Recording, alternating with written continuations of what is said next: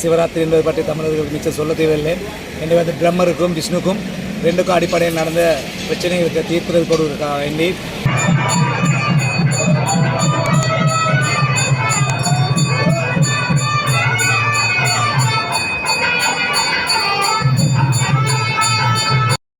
இந்த சிவராத்திரி முன்னேசரத்தில் மிக சிறப்பாக நடந்து கொண்டிருக்கிறது. சிவராத்திரி என்பது பற்றி தமிழர்களுக்கு மிச்சம் சொல்ல தேவையில்லை.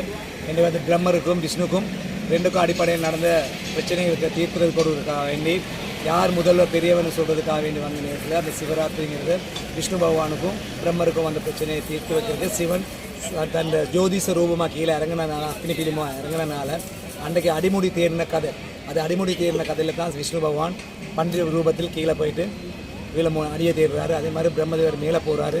ரெண்டு பேருக்கும் அன்றைக்கி குடிப்படுது இல்லை. அதனால் விஷ்ணு மேலே வராரு, வந்து நான் சொல்கிறாரு தன்னை விட பெரியவர் இருக்கிறார் சொல்லி சிவனை ஒத்துக்கொள்கிறாரு. அதனால் பிரம்மதேவருக்கு வந்து எந்த இடத்துலையும் கோயில் இல்லை. அவர் பொய் சாட்சி சொன்னதுனால விஷ்ணு பகவானுக்கு கோவில் இருக்குது.